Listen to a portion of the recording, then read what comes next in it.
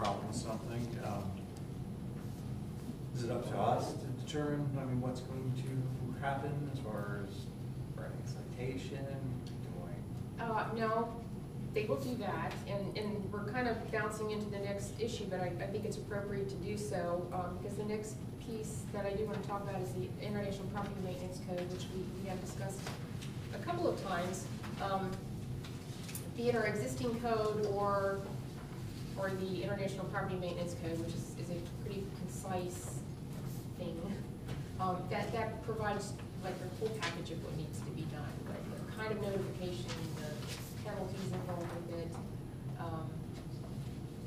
We had talked about that before, so just adopting that whole package. Right, and that is what they do, and they're professionals at doing it, so it won't have to follow us to do any of that. Okay. And they're very consistent, which is good when you're dealing with something like this. So yeah, we'll touch on the property maintenance code a little bit too, but know that I think that's very much an important piece of it. Is there any way that we could actually talk to the person who's going to be designated for Greenhills? Sure. Glad I mentioned that. Looking at this, they would have to be here on a regular basis. Mm-hmm. I mean, they'd, be about, if they're enforcing codes and so on. Right, they would be, and I would envision using probably the same desk setup arrangement that we have right now. Okay. Well, obviously, one of the requirements is a weekly traffic route inspection, Right. so. Yeah. Where are they located? They are they're south of Dayton. They're down here, they have a lot of staff, they're down here all the time. So they would actually put in time here. I can tell you that they, as far as the building end of it, they on a daily basis, sometimes twice a day, rotate through the communities and collect plans or permits or whatever comes their way. It will be a different individual who's doing the property maintenance code. That's the part I'm most interested in. Will the shopping center obviously be part of that inspection? A whole village, everything. That part. Yeah. So I will arrange for them to come down. Okay, for you to meet them. Yeah, that'd be great. Meeting or whatever. Council meeting, Yeah, whatever. Okay, that'd be great. Yeah, what, could you arrange for? Oh, absolutely, yeah. That'd be preferable. Sure. Yeah, I'd love to be. Okay. Should we move on a little bit, because I do want to talk, just to mention that International Property Maintenance Code, again, what I've given you is a draft of an ordinance that would actually adopt that document. I will have the solicitor will be reviewing in particular section 3, where we want to identify, to a large extent, we already have some codes that are that are regulating some of the maintenance items. The International Property Maintenance Code would supersede that. I would think we'd want to be consistent in the code that we're following. Although, be aware that you're always able to supplement it any way you want. But I'll make sure he takes particular note of that section. Yeah, I'm concerned about section 939. Oh, the garbage, yeah. Because Liz did we've- a little bit better job on the garbage. We've worked on that Fine. pretty hard on the ordinance. Okay. I just want to make sure we don't go backwards. Yeah, it may, I guess I very need well to the do- International Property Maintenance Code in its sort of plain vanilla as published condition may not be precisely what we want to adopt. Okay. And it is probably very important for us to know precisely before we adopt something. Okay. Okay.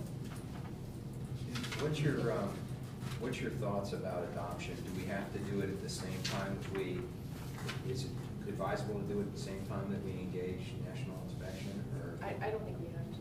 Okay. I don't think we're responsible to. No, yeah, that's where I was headed, is I think we need a little time to digest it.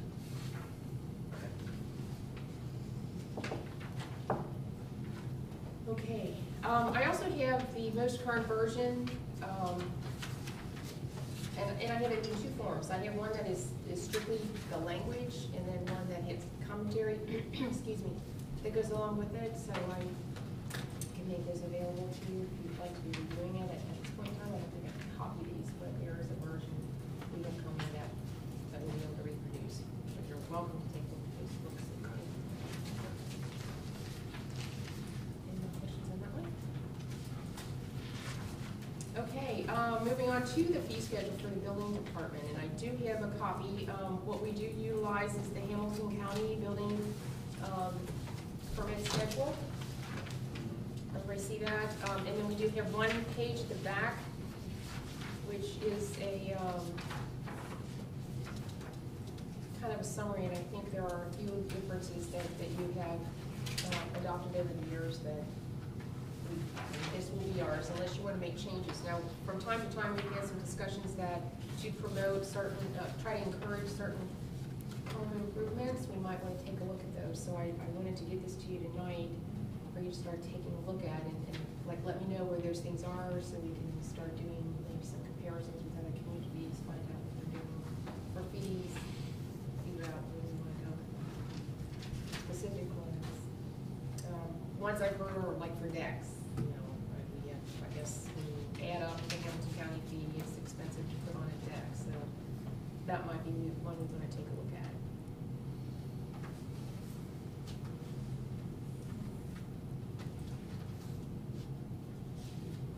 Okay.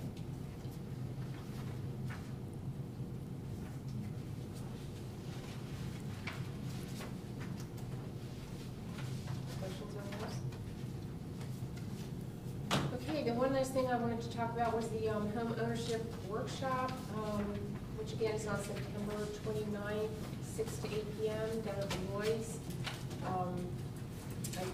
I feel like we're building up some momentum on that. We have a lot of people who will be there presenting information. I also was able to get a letter out to all of our tenants in village-owned property, inviting them to attend and offering them the opportunity to purchase either the townhouse that they're currently in or another home in Greenhills. So we'll have individuals there who can help, you know, like pre-qualified people, help them with credit, just all sorts of issues. So This is a great event. I know a lot of work's gone into it. I hope the attendance is really good. I hope so too. It Are should be good. people signing up for this, or they're just open and people will sign They up as they arrive? can just come. Okay. And you can really come anytime during the session. You don't have to come 6 to 8. You can come in. And there will be presentations during the course of the evening, but you're welcome anytime.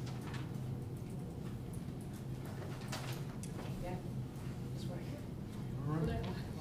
Hey, Mark, I was getting back to this fee schedule. We've got two fee schedules here, right? We've got Hamilton County's, to look at it, and we've got ours in the back. Well, it all makes up one. Yeah, it all Also, makes there's, up Paul, one. these are things that are not included in the other document. Right. Or, yeah, or they may be been at a different rate. So you're saying the This would apply. Greenhills sheet applies? Which supersedes. Supersedes the. Right, and where it doesn't, the Hamilton County applies. All right. Any questions regarding any of the manager's report? No, I know you're doing a ton of work. Very repetitive. Well, just one thing. I think I've said this before, but I want to appreciate you, Lon, plugging us into this stuff up front, giving us some time to digest it and look it over and make recommendations. Yeah. It's not always happened in the past, and we appreciate it. I appreciate it. Thank you. Are there any other items to come before council for the work session? Yeah, we got an email from Kathy Lige regarding the Ohio Municipal Clerks Association Career Development Program. You're not allowed to go. What's the cost for that, Kathy? I think it's the manager's call, actually, but since you brought it before us. I think it's $300 registration fee. I mean, I would defer to the manager. I'm a big proponent of continuing education. I'll leave it at that, but I agree. I think it's up to you to decide.